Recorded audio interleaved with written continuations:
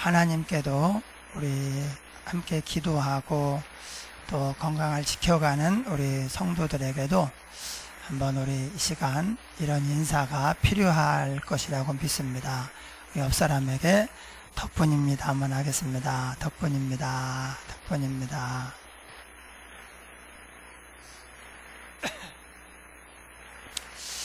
예, 성경에는 질문이 참 많이 나옵니다. 우리가 생각하던 것보다 하나님이 우리에게 질문을 많이 하시고 예수님도 거의 만나는 모든 사람에게 질문을 하셔요. 질문을 통해서 어떤 사람에게는 대여섯 번 이렇게 질문을 해서 그 사람의 또 영적 상태를 깨우치시고 또 주님이 인도하고자 하는 그런 영역으로 이렇게 인도를 하십니다. 질문이라고 하는 것은 그 현상이나 뭐 과정이나 결과에 대해서 왜 이렇지 의문을 가지고 답을 찾아가는 과정입니다. 질문이 없으면 사실은 답도 없어요. 인생에 질문이 없다 그러면 그 사람은 인생에 답을 찾을 수가 없습니다. 우리가 신앙생활 하면서도 질문을 많이 해야 됩니다. 코로나 시대에 어떻게 신앙생활을 해야 할까 이런 질문을 스스로에게 하고 하나님께도 기도하면서 묻고 나아가야 돼요. 왜냐하면 하나님은 모든 답을 다 가지고 계셔요. 그렇다고 해서 우리가 질문할 때마다 그것을 다 바로바로 알려주지 않습니다. 어떤 것은 우리가 생활 속에서 찾아야 됩니다. 그래서 하나님이 우리의 질문을 통해서 하나님 앞에 나아가고 또 하나님의 뜻을 따라 찾아가면서 우리가 신앙생활을 잘하고 인생의 답을 찾기를 원하고 계셔요. 어쩌면 동물과 인간, 모든 동물과 인간을 구분짓는 몇 가지 특징이 있겠지만 그 중에 하나가 또 질문이 아닐까. 동물이 질문을 하고 그 질문에 답을 찾아가면서 이렇게 한다기보다는 본능으로 살죠. 동물들도 뭐 놀래고 의아하게 생각은 하지만 질문을 하고 답을 찾아간다 이렇게 볼 수는 없습니다. 그래서 질문이라고 하는 것은 인간과 동물을 구분짓는 하나의 특징이라고 이렇게 볼 수가 있습니다. 오늘 하나님께서 모세에게 이스라엘 백성들에게 이런 말씀을 하셨어요. 후세에 너희 아들 자녀들이 또 손자들이 이 말씀이 무슨 뜻입니까? 묻거든 이렇게 대답해라. 아주 그 논리가 특이해요. 나중에 세월이 지난 다음에 하나님께서 이 말씀을 하나님의 백성 이스라엘에게 주셨는데 그 자녀들이 부모에게 묻는다는 거예요. 손주들이 할아버지에게 할아버지 이 말씀이 무슨 뜻입니까? 이렇게 묻는다는 거예요. 그러면 이렇게 대답을 해라 그런 내용이에요. 안 물으면 큰일 나는 거죠. 안 물으면. 여기서 자녀들이 손자들이 부모에게 할아버지에게 와서 하나님의 말씀이 무슨 뜻입니까? 묻는다고 하는 것은 거기에 이미 전제가 하나 있습니다. 뭐냐? 부모가 하나님의 말씀대로 사는 삶의 능력, 축복을 보여줬다는 거예요. 말로만, 형식으로만 신앙생활하는 것이 아니라 하나님의 말씀대로 사니까 우리 아버지에게, 우리 할아버지에게 내 생각으로, 이성으로 이해할 수 없는 어떤 일들이 일어나고 있다. 왜 이렇게 잘 되고 행복할까? 왜 이렇게 좋을까?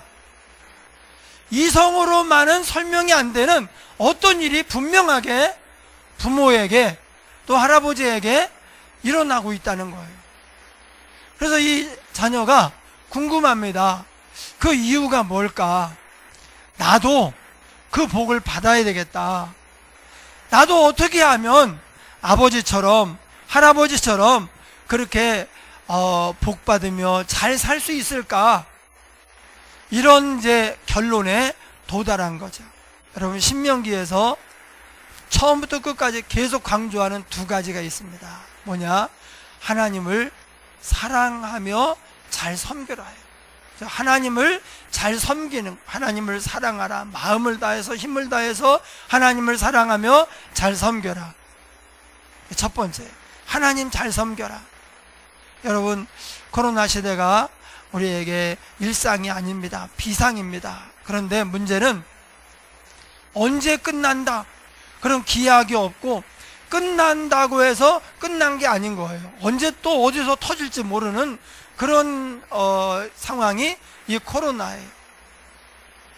그래서 코로나가 지나가야 뭐 좀 해보지, 이게 안 됩니다. 코로나 시대에 우리가 어떻게 신앙생활을 잘할 것인가? 코로나 시대에 내가 어떻게 그 전보다도 더 하나님을 잘 섬길 것인가? 하나님의 뜻대로 살 것인가? 고민을 하고 질문을 하고 그 답을 찾아서 나아가야 돼요. 예. 그래서 이때라고 예외라고 생각하지 말고 내가 끝나면 잘해야지, 그렇게 생각하면 우리가 죽을 때까지는 아니겠지만 상당히 많은 시간들을, 세월을 우리가 허비하게 될 것입니다. 그래서 자녀들이 내 삶을 보고 정말 하나님이 함께 하시니까 저렇게 복을 주시는구나, 하나님이 함께 하니까 저렇게 건강하게 잘 살고 행복하시는구나, 이것을 자녀들이 보고 깨달을 수 있을 만큼 부모가 신앙생활을 잘해야 돼요. 예. 우리가 신앙생활을 잘하는 것은 내가 하나님께 인정을 받고 하나님께 영광을 돌리며 하나님과 좋은 관계 속에서 잘 사는 것도 되지만, 바로 우리의 후손들에게 하나님을 섬기며 사는 삶의 축복이 무엇인가를 보여주는 거예요. 여러분, 말로만 하는 것은 약합니다. 말로만 하는 것은 거의 요즘 시대에서 잔소리로 이렇게 듣습니다. 예. 말로 얘기하는 것은 아무런 의미가 없어요. 삶으로 보여주어서 하나님이 함께 하시는 삶이 얼마나 복된지, 얼마나 행복하고 잘 되는지, 그것을 보여줘야 돼요. 그래서 우리가 코로나 시대에도 지금 앉아 있을 새가 없어요. 주저하고 있을 새가 없습니다. 코로나 시대에도 우리는 하나님을 체험하고 하나님이 어떤 분인가를 우리의 삶으로 선포해야 돼요. 그걸 본 자녀가 먼저 나와서 묻습니다. 아버지, 할아버지, 이게 무슨 뜻입니까? 이렇게 묻는 거예요. 이 얘기는 뭐냐? 잘 살았다는 거예요. 그리고 자녀 교육에 성공했다는 것입니다. 여러분, 자녀를 아무리 학벌을 좋은 학벌을 이제 얹어줘도, 유산을 많이 물려줘도 그게 자녀의 행복한 삶을 보장하지 않습니다. 네, 오히려 우리의 생각과 반대가 되는 경우도 참 많아요. 차라리 없었더라면, 차라리 저렇게 똑똑하지 않았더라면 저러지 않았을 텐데, 그런 상황도 많이 일어나요. 그런데 자녀가 와서, 부모님께 와서 하나님의 말씀을 주제로 진지하게 물어보고 답을 듣고 감동을 받고, 맞아, 나도 아버지처럼 할아버지처럼 살아야 되겠다, 이렇게 한다고 하는 것은 이것만으로도 자녀 교육에 성공한 거예요. 그렇지 않으면 신앙생활 해야 된다, 교회 잘 다녀야 된다, 이거 귀등으로 흘립니다. 예. 여러분 1억이라고 하는 숫자는, 그것이 아무리 좋은 숫자라도 별로 감동을 안 줘요. 자꾸 얘기하면 귀찮다 그러고 질린다 그래요. 그런데 1억을 주면, 매일 와서 1억을 준다고 매일 오라고 해도 매일 옵니다. 뭐냐? 하나님에 대해서 말만 하는 것과 하나님을 체험한 간증, 하나님의 능력, 하나님의 선하심과 부유함을 내가 체험을 하고 그것을 보여줄 때 하나님 말씀을 대하는 자세가 완전히 달라지는 거예요. 그래서 우리가 먼저 하나님을 체험하고 그것을 자녀에게 은근히 보여주는 거예요. 그럼 말도 해야 되지만 자녀교육 법칙, 말로 안 돼요. 자녀는 부모의 등짝을 보고 배운다, 그런 말이 있어요. 무슨 말입니까? 부모가 어디로 가느냐, 어떻게 하느냐, 그것을 보고 배우지, 앞을 보고 너 이렇게 저렇게 이쪽으로 가란 말이야, 안 들어요. 아무 의미가 없습니다. 그런데 부모의 등짝을 보고 배운다. 부모가 정말 하나님을 경외하며 신앙생활을 잘하고, 그래서 하나님을 체험하며 나아갈 때 자녀들이 자기도 모르는 사이에 하나님을 경외하는 마음이 생기고 믿음의 뿌리가 내리고, 그래서 어느 날 와서 하나님의 말씀을 주제로 부모 자식 간에 진지한 대화를 나누게 되는 거예요. 이게 얼마나 아름다운 광경입니까? 하나님 아버지께서 보실 때 이 상황이 얼마나 복된 상황이겠어요? 나중에 자녀들이 이 말씀이 무슨 뜻입니까? 묻거든 이렇게 대답을 해라. 질문한다는 것은 관심의 표현이고 그것을 중요하게 생각한다는 의미이죠. 그러자 이제 이렇게 대답하라고 말합니다. 21절 23절에 보니까 과거에 하나님이 하신 일을 알려주어라. 과거에 하나님이 우리에게 어떻게 했는지를 알려주어라. 그래서 제가 그 각 집안마다 보물 상자를 하나씩 만들어 가지고 거기에 보물을 넣는 것이 아니라 내가 어떻게 예수님을 만나게 되었고 교회를 나오게 되었고 그때 인생의 위기를 만났을 때 어떤 하나님의 말씀으로 이 위기를 넘어갔는지, 그때 어떻게 기도해서 며칠을 기도했고 또 그때 하나님이 또 주신 깨달음은 뭐고, 그래서 그것을 기록한 내 신앙의 역사가 적혀있는 그런 이제 서류함을 만들어 가지고 보관했다가 나중에 가족 모임이 있을 때 삼겹살만 구워 먹지 말고 이제 가장 좋은 시간에 그걸 하나 펼쳐 드는 거예요. 그리고 할아버지의 역사, 너무 자주 하면 그러니까 한 3년에 한 번, 5년에 한 번 이렇게 해가지고 쭉 얘기해주고, 그 다음에 이제 부모의 역사. 그래서 그 집안의 가족 모임 때 가장 중요한 시간, 이 온 가족 어른들이 제일 중요하게 생각하는 시간이 하나님을 체험한 이야기를 하는 시간이에요. 그럴 때 아이들은 삼겹살이 중요한 게 아니라, 내가 먹고 즐기고 노는 게 중요한 게 아니라 하나님을 잘 섬기는 게 중요하구나, 이런 것을 깨닫게 되는 거죠. 그래서 하나님도 자녀들이 이렇게 물어보거든, 과거에 하나님이 너희들을 위해서 어떻게 했는지 그것을 얘기해 줘라.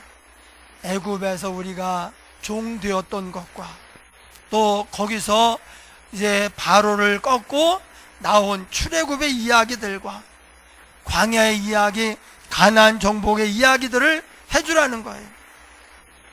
예. 그러니까 말로만이 아니라 하나님을 체험한 간증이 힘이 있고, 이 간증, 체험은요 딱 그거예요. 1억이라고 하는 숫자와 1억이라고 하는 돈입니다. 우리가 숫자는 천조를 해도 소용이 없어요. 그런데 그 실질적으로 화폐는 이게 의미가 있어요. 예, 이렇게 할 때 감동도 있고 힘도 나고 그게 능력이 되기도 합니다. 그래서 하나님께서는 우리에게 말을 주고 싶은 게 아니라 하나님의 말씀을 통해서 실제 우리 삶의 능력, 소망, 평화를 주고 싶은 거예요. 오늘 변 목사님이 처음에 얘기하는데 너무 좋은 것 같아요. 이 세상은 요란하나 내 마음은 참 편하다.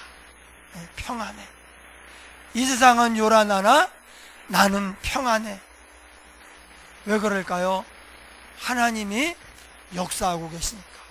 나를 지금까지 인도하고 보호하신 하나님이 앞으로도 보호하시고 지금도 나를 지켜주고 계시니까 이 세상은 요란하지만 나는 평안하다고 이렇게 선포할 수 있는 거죠.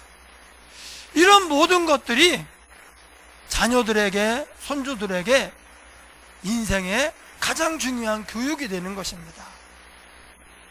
막 땅이 꺼져라, 하늘이 무너져라 걱정을 하고 싸우고 불평을 하고 이러면은 뭘 배우겠어요? 뭐 신앙생활 하나님도 코로나는 어쩔 수가 없고 돈 떨어지니까 하나님도 뭐 꼼짝 못하는구나. 하나님보다 돈이, 하나님보다 상황이 더 세구나. 안 되잖아요. 그래서 어떤 상황에서도 우리가 흔들리지 말고 이 세상은 요란하나 나는 평안해. 이런 체험을 가지고 살아가는 거예요. 예, 저의 그냥 작은 간증입니다마는 지난주에 뺄셈의 경제학을 얘기했잖아요. 한 부자 청년 관원의 이야기를 하면서 뺄셈의 경제학, 많은 사람들이 저도 그렇고 덧셈의 경제학으로만 살아온 거예요. 덧셈. 지금 이거 놔두시고 더 주세요. 꼭 이루어주세요. 이러고 왔는데 그게 주님이 원하는 게 아니었고 그게 우리를 그렇게 행복하게 하지 못해요. 그런데 뺄셈의 경제학, 너에게 아직도 한 가지 부족한 것이 있는데 내 가진 것을 다 팔아 가난한 사람에게 나눠주고 그리고 와서 나를 좇으라. 내 삶에서 이게 욕심이었구나, 이건 없어도 되는 일이었구나, 그리고 빼잖아요. 그런데 그런 마음만 가져도 뭔가 내게 없던 기쁨이 이렇게 막 샘이 솟아요. 요새 뭐 그렇게 좋은 일이 뭐가 없어요. 그런데도 불구하고 뺄셈의 경제학, 하나님 저에게 아직도 부족한 것이 뭡니까? 내가 하나님보다 더 의지하고 욕심부리고 내가 매여 있는 것이 무엇입니까? 그런 것을 물어가면서 뺄셈의 경제학, 하나님 주님이 명하면 빼겠습니다. 그런 마음을 가지고 뺄셈의 경제학을 생각하면은 이상하게 기쁨이 막 샘이 솟아요. 마음이 평안해져요. 여러분, 이것도 하나님을 체험하는 일이라고 볼 수 있어요. 어려운 일이 생겼는데 그것을 이게 가뜩이나 어려운데 더 큰일 났다, 이제는 끝났다, 이것이 아니라 내가 드디어 본질을 붙잡으라고 하나님이 이렇게 내 마음이 가는 것을 이렇게 잘라내시는구나, 빼시는구나. 그러니까 그렇게 좋을 수가 없어요. 여러분, 내가 하나님께 어떻게 부름을 받았는가, 하나님 나를 지금까지 어떻게 인도하셨는가, 이 기억들이 내 신앙의 안에 계속 살아있어야 돼요. 여러분, 잊으면 잃어버리는 거예요. 잃어버리면 그건 내 재산이 아닙니다. 하나님이 나의 재산이고 하나님을 체험한 간증이 내 인생의 자산입니다. 그런데 이것은 잊어버리면 잃어버리는 거예요. 여러분, 잃어버리면 내게 아니잖아요. 그래서 하나님께서 이 이야기를 하면서 두 가지죠. 너 신앙생활 잘해야 된다. 그리고 자녀 교육을 잘하는데 자녀가 이렇게 할 수 있도록 그걸 의식하면서 신앙생활 잘하고 자녀를 믿음으로 키워라. 예. 그래서 과거 하나님이 하신 일을 일러 주어라. 그렇게 하신 이 말씀, 왜 또 이 말씀대로 살아야 되는가? 이것은 하나님이 우리에게 주신 명령이다. 하나님의 명령이기 때문에 우리를 인도에서 건져내서 애굽 가나안으로 여기까지 오게 하신 하나님의 명령이기 때문에 우리가 이 말씀대로 살아야 된다. 두 번째, 이것은 우리가 우리 하나님 여호와를 경외하여 항상 복을 누리게 하기 위하심이며 여호와께서 우리를 오늘과 같이 살게 하심이라. 예. 제가 십계명은 사랑이다라는 설교를 하면서 십계명은 우리를 부담스럽게 하려고 주신 짐이 아니라고 했습니다. 십계명은 우리를 복되게 살게 하려고 주신 가훈이에요. 가훈. 인생에 복된 인생을 사는 교훈. 예. 하나님께서 자녀들에게 특별히 주신 인생을 복되게 행복하게 살아갈 수 있게 하는 그런 10가지 교훈, 그게 십계명이에요. 그래서 십계명을 부담스럽게 생각을 하고 무겁게 생각하는 것은 이게 아주 자세가 이제 벌써 잘못된 거예요. 하나님이 특별히 나를 복되게 살라고 이 십계명을 주셨구나 생각을 하고 감사함으로 받고 그것을 내 인생의 어떤 중요한 금과 옥조로 밑거름으로 그렇게 삼아야 돼요. 여기도 마찬가지입니다. 이는 우리가 복을 누리게 하려고, 그리고 지금과 같이 영원히 살게 하려고 일상을 잃으니까 일상이 얼마나 좋은지를 알아요. 그리고 우리 젊은 사람들은 관절이 얼마나 중요한지를 몰라요.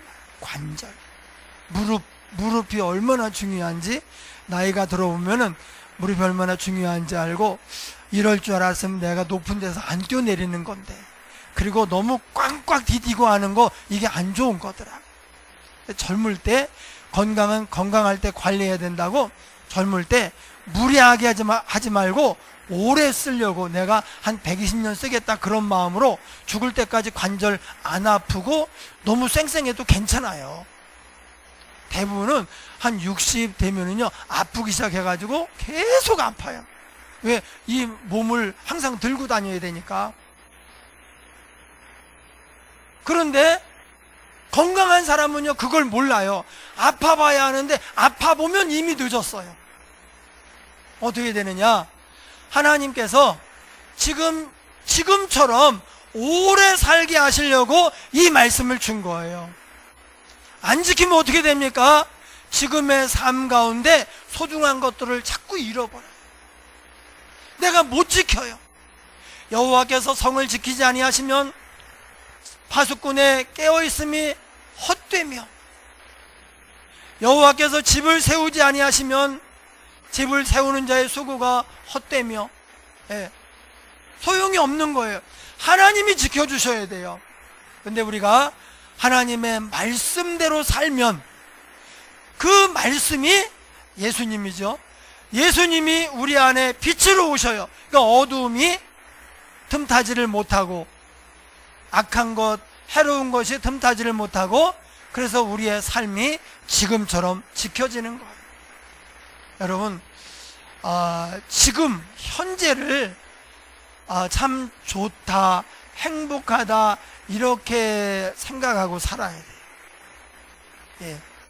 그래야 범사에 감사하고 항상 기뻐하며 살아야 사람들과의 관계도 좋은 관계로 잘 되고요, 하나님과의 관계도 좋은 관계로 잘 유지해 나갈 수가 있습니다. 불평이 많고 미움이 가득하고 원망이 가득하면 이 바이러스예요. 이 바이러스가 나도 죽이고 옆에 있는 사람도 해쳐요. 예, 그 사람의 인생을 해칩니다. 그러니까 하나님의 말씀 항상 기뻐하라. 기쁨이 가득한데 미움이 있겠어요? 감사가 넘치는데 원망이 있겠습니까? 그러니까 우리가 하나님의 말씀대로 살면 이 말씀이 우리를 지키고 지금의 일상을 그대로 영원히 살도록 하나님이 복을 주시는 거예요. 관계도, 건강도, 가정도, 우리의 삶도 하나님이 이걸 지켜주시는 거예요. 그래서 지금 현재 일상에 대하여 정말 감사해야 돼요. 그리고 우리가 함께 예배할 수 있는 것, 이거 정말 감사해야 됩니다. 어제 밤늦게 우리 아들이 무슨 일로 왔었는데, 제가 뭐 잘 모르잖아요. 청년부가 몇백 명 되는데 청년부를 맡고 있어요. 그런데 이 청년부를 신방을 한다. 요즘 신방을 해? 그랬더니 정신적으로 어려워하는 애들이 너무나 많대요. 그래서 그냥 안 찾아볼 수가 없어가지고, 이제 워낙 그런 데다가 코로나로 인해서 정신적으로 어려움을 겪는 청년들이, 세상에 어떻게 청년들이, 예, 그런데 너무 많아가지고, 그래서 이렇게 이제 그들을 좀 돌아보고 신방을 하고 있다고. 예. 여러분, 어떤 상황들이 우리가 영향을 안 받을 수가 없어요. 예. 그래서 나쁜 영향을 받아가 자꾸 눌리고 상하고, 때문에 이게 너무 인생이 무거워져 가지고 막 쓰러지는 거예요. 포기하고 싶은 그런 마음이 드는 거예요. 그런데 하나님의 말씀이, 이 말씀대로 살면 이 말씀이 우리의 마음을 지키고 우리의 삶을 지켜요. 관계를 지키고 건강을 지킵니다. 가족을 지킵니다. 이 말씀은 우리를 부담스럽게 하려고 주신 율법이 아닙니다. 우리에게 주신 하나님의 축복입니다. 그렇게 살게 하려고 하나님이 주신 거예요. 그리고 25절 마지막에 보니까 이렇게 말씀하십니다. 우리가 그 명령하신 대로 이 모든 명령을 우리 하나님 여호와 앞에서 삼가 지키면 그것이 곧 우리의 의로움이니라. 왜 지켜야 되느냐? 하나님의 명령이기 때문에. 두 번째, 우리에게 복이 되기 때문에. 세 번째, 이것이 우리의 의로움이기 때문에 하나님 말씀을 지켜야 된다고. 그러니까 지금 어떻게 시작했습니까? 어느 날 자녀가 와가지고, 아버지, 이게 무슨 뜻입니까? 하나님께서 주신 이 말씀이 무슨 뜻입니까? 혹 물어보면 하나님이 이렇게 하셨는데 그 하나님의 명령이야. 두 번째, 복이야. 세 번째, 우리의 의로움이야. 이렇게 대답을 해주라고 하나님이 친절하게 얘기하는 거예요. 어떤 집은 이렇게 물어보지 않을 수도 있는데 물어보면 이게 정말 좋은 거죠. 자녀가 말씀에 대해서 관심을 가지고 있고 이거에 궁금하다는 거니까, 중요하게 생각한다는 거니까 이게 좋은 거예요. 그래서 이렇게 얘기하라고. 그래서 이것이 곧 우리의 의로움이니라. 의로움이라고 하는 게 뭐냐? 성경에 나오는 의로움이라고 하는 것은 이제 우리는 의롭다, 또 의롭지 않다, 이것을 어떻게 보면 법정 용어 같이 이렇게 씁니다. 법정, 그런 성경에 그런 뜻도 있어요. 그래서 이 사람이 잘했다, 이 사람이 잘못했다, 그런 얘기를 할 때도 있어요. 불의, 이것은 내 사사로운 이익을 위해서 안 좋은 행동을 하는 것, 이것을 불이라고 해요. 그런데 의로움이 뭐냐? 의로움은 성경의 많은 부분에서 이런 뜻으로 쓰입니다. 내 삶의 공로, 업적, 열매, 이런 뜻으로 쓰입니다. 예수님이 그 십자가가 우리의 의로움입니다. 왜 예수님의 십자가가 우리의 의로움인가? 바로 예수님께서 하신 그 십자가의 공로, 우리를 위해서 죽으신 그 일이 우리의 공로요, 내 자랑이고 내 업적이라는 거예요. 그래서 의로움이라고 하는 것은 이거예요. 그게 이제 우리의 마지막 자랑이 돼요. 다른 것은 지나갑니다. 다른 것은 없어집니다. 그런데 마지막에 남는 것은 이 의로움이 남아요. 즉, 내가 하나님 주신 이 말씀을 순종했느냐? 그러면 그게 천국까지 남아요. 딱 내가 순종한 삶은 천국에 딱 남아있어요. 이 세상에서 아무리 성공을 하고 호강을 하고 찬란하게 살았다고 할지라도 하나님 말씀에 순종하지 않으면 아무것도 없어요. 여러분, 요즘 식물이 잘 크고 있습니다. 그런데 크는 모습도 이쁘고 꽃도 이뻐요. 결국은 뭐냐? 열매를 맺어야 돼요. 농부가 식물을 키우는 목적은 열매를 맺기 위함입니다. 그럼 뭐 열매 안 맺으면 어때? 그냥 뭐 보기에 좋으면 되고 꽃이 이쁜데 열매야 뭐 아닙니다. 그 보기 좋은 식물이 나중엔 다 말라요. 꽃도 다 떨어져요. 결국은 딱 하나 남는 거예요. 열매. 그게 여기서 말하는 의로움이에요. 여러분, 하나님 말씀에 순종하면 누가 알겠어요? 내가 순종했는지 안 했는지? 그런데 영적으로, 실제적으로는 순종한 것만 열매로 남아 있어서 그것이 천국 창고에 딱 보관이 돼 있어요. 그것이 우리의 자랑입니다. 말씀에 순종하지 않으면 사람들 보기에는 대단할지 몰라요. 굉장할지 모릅니다. 그런데 사실은 영원한 시각으로 보면 아무것도 없는 거예요. 네. 지난주에 뭐 TV 프로그램에 신승훈이 나왔어요. 가수 신승훈이 나왔는데 또 가수 이승기하고 이렇게 얘기를 둘 다 아주 노래를 잘하는 탑 가수들이죠. 얘기를 하다가 고민이 있는데 이런 고민을 이야기해요. 목소리를 살릴 거냐, 아니면은 다른 악기나 기계적인 그 도움을 받아가지고 이것을 음악성을 더 살릴 거냐, 이런 얘기를 하면서 그 얘기를 신승훈이가 아주 이해하기 쉽게 얘기를 하더라고요. 다이어트라고 운동을 해서 몸을 건강하게 만들 거냐, 아니면 패션으로, 아니면 또 그 수술로 해가지고 이제 좀 건강하게 보이게 할 거냐. 예, 여러분, 우리가 건강해지려면 다이어트도 하고 운동도 해가지고 건강한 몸을 만들면 이제 뭘 입어도 이제 우리가 멋있게 이렇게 보일 수가 있습니다. 근데 제가 TV에서 봤지만 어떤 친구가, 배가 이렇게 나온 친구인데 세상에 왕자를 새긴다고요. 그 외과 병원에 가가지고 수술을 했어요.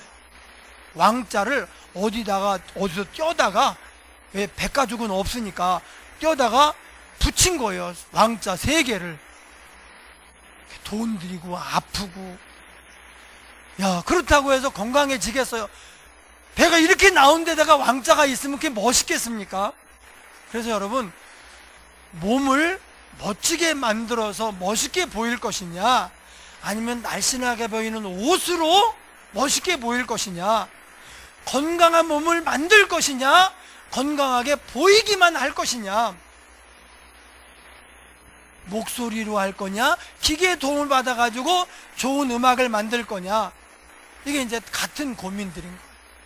그래서 제가 신앙적으로 또 생각을 해보니까 우리가 정말 영혼이 잘 되고 하나님 앞에서 바른 그런 신앙이 되기 위해서 이렇게 살아야 되는데, 사람들이 나를 어떻게 볼 것인가, 상황들이 있죠. 물질적인 상황이나 뭐 직장이나 또 외모나 이런 것들이 사람들 우리를 평가하는 중요한 어떤 조건들입니다. 이런 것들 신경을 쓰다가 진짜 본질, 우리의 인생의 전부라고 할 수 있는 영혼은 놓쳐버리는 것이 아닌가. 예. 그래서 이 신승훈의 고민을 들으면서 우리는 하나님의 자녀들이 이런 고민을 해야 되겠다. 패션도 중요하죠. 예. 그러나 건강보다 중요하지는 않습니다.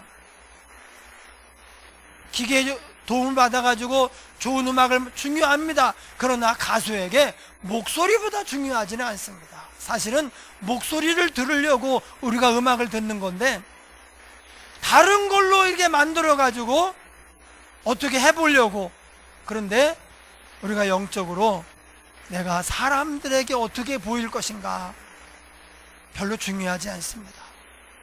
하나님이 나를 어떻게 볼 것인가, 이런 생각을 가지고 우리가 살아갈 때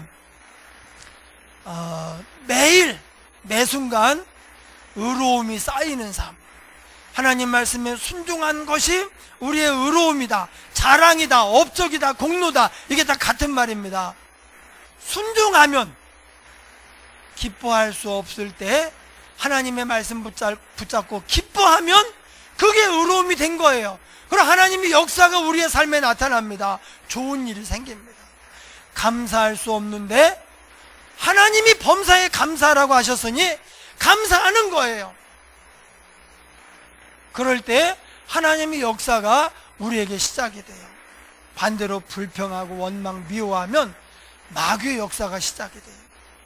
그렇게 해서 우리가 하나님 말씀에 순종하면 의로움이 되고, 나아가서 자녀 후손들에게도 이것이 신앙의 DNA가 이제 흘러내려가서 복이 돼요.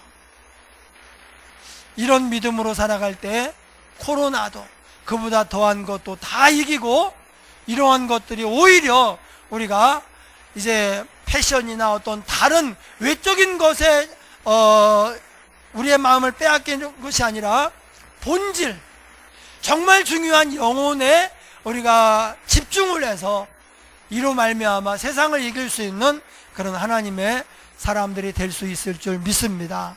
우리 함께 통성으로 기도하겠습니다. 하나님 아버지, 감사합니다. 우리에게 눈을 열어 하나님이 보여주고 싶은